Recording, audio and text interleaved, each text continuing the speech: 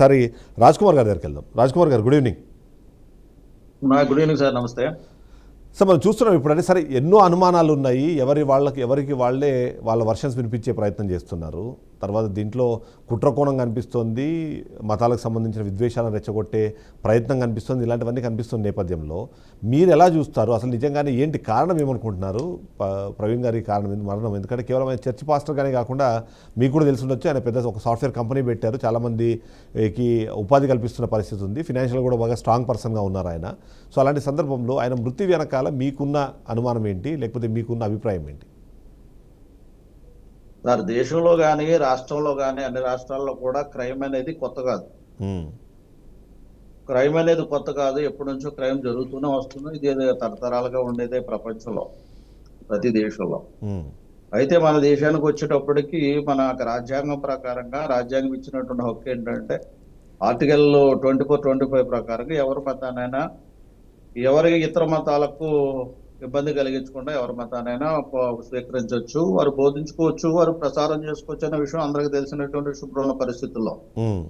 అదే పరిస్థితుల్లో రాజ్యాంగబద్ధంగా వెళ్ళినటువంటి వ్యక్తి ప్రవీణ్ గారు ఎక్కువ రాజ్యాంగంలో బేస్ చేసుకుని ఆయన అన్ని విషయాలు కూడా తీసుకొచ్చు. అదేవిధంగా ఆయన ఒక సాఫ్ట్వేర్ కంపెనీ పెట్టి మరి అనేక మందికి ఉపాధి కల్పిస్తూ, కొంతమంది అనాథులను పోషిస్తూ, సమాజ సేవ చేస్తూ అనేక మందికి, చాలా మందికి ఆయన ఒక రోల్ మోడల్ గా ఉన్నాడు. ఈ రోజున మానవత్వాన్ని చేశాడు. ఆయన మాటల్లో మీరు చూసే ఉంటారు, ఒక హిందూగా కాదు, ఒక ముస్లింగా కాదు, లేకపోతే ఒక క్రిస్టియన్గా కాదు, ఒక మనిషిగా ఉండాలనేటువంటి ఆయన తాపత్రయం ఆయన బోధనలు ఎక్కువగా కనిపించింది.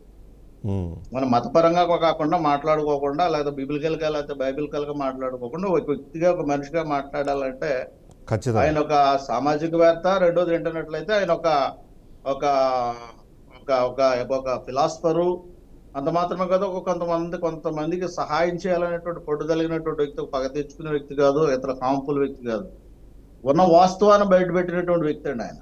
ఉన్న వాస్తవాన్ని మీకేమనిపిస్తుంది? ఇప్పుడు మృతి వీటిలో చెప్పిన వాస్తవాన్ని మరణం కనిపించింది, మరణం తర్వాత చాలా రకాల ఇప్పుడు వాస్తవాన్ని చెప్పాడు. అయితే వాస్తవాలు చెప్పినప్పుడు జరిగినటువంటి ట్రోలింగ్స్ బట్టి ఈవేళ చాలా మంది అనుమానించడానికి గల కారణం ఏంటండి? ఒక ట్రోలింగ్స్ జరిగినటువంటి ట్రోలింగ్స్ భయంకరమైనటువంటి చంపుతాం, నరుకుతాం, నీ బిడ్డను చంపుతాం, ఇవన్నీ కూడా ట్రోలింగ్స్. ఇప్పుడు కూడా అంతకందుకు ఆయన బ్రతుకుండగా పెట్టిన ట్రోలింగ్స్ కంటే ఇప్పుడు చనిపోయిన తర్వాత పెట్టినటువంటి ట్రోలింగ్స్ ఎంత భయంకరంగా ఉన్నాయో ఒకసారి చూడండి. మానవతా దృక్పథంతో మాట, ఒకవేళ నిజమే యాక్సిడెంట్ అయింది అనుకోండి, నిజంగా ఈ శత్రువు చచ్చిపోయినా కానీ మనం అయ్యో పాపం అంటాం. అది మన భారతీయ తత్వం. ఇది భారతీయులు ఏ మతస్థులైనా కానీ, మన అన్ని మతాల్లో కూడా అయ్యో పాపం అంటే శత్రువు చనిపోయినా కానీ. ఈవేళ ఆయన చనిపోయినప్పుడు, యాక్షన్ లో చనిపోయినప్పుడు భయంకరంగా ట్రోలింగ్ చేసుకుంటూ వచ్చారు. అది బాధాకరం. రెండోది ఏంటంటే జరిగినటువంటి ఒక సాక్ష్యాలు, విట్నెస్ కానీ, లేకపోతే ప్రత్యక్ష సాక్షులు చూసింది కానీ, లేకపోతే ఒక రిలయబుల్ ఇన్ఫర్మేషన్ కానీ అది యాక్సిడెంట్ కాదు, ఇది హత్య అని చెప్పేసి తెలియపరచబడుతుంది.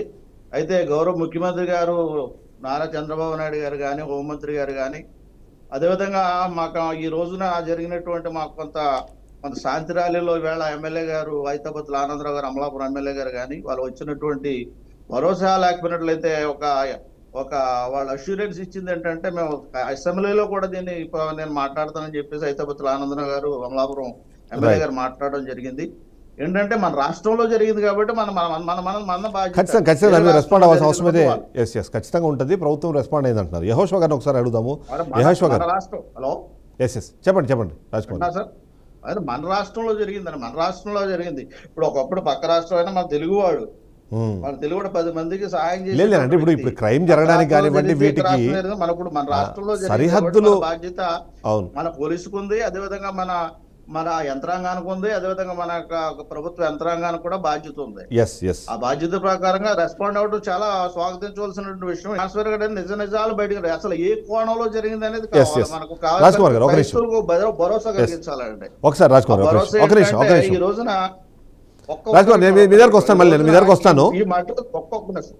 ఈ మడ్రతో జరిగినటువంటి విషయం ఏంటంటే అభద్రతా భావం వచ్చేసినట్టు క్రైస్తవుల్లో, పాస్టర్స్ లో, దైవ సేవకుల్లో ఆ అభద్రతా భావాన్ని పోగొట్టి మేము ఉన్నామనేటువంటి భరోసా ప్రభుత్వం ఇచ్చినాడు. ఈ ప్రతి ప్రభుత్వం మన దేశ ప్రధాని గారితో సహా, సెంట్రల్ గవర్నమెంట్ తో సహా, ప్రతి రాష్ట్ర ప్రభుత్వాలు కూడా భరోసా క్రైస్తవ సమాజానికి ఇవ్వాల్సినటువంటి అవసరం వచ్చిందండి ఇప్పుడు.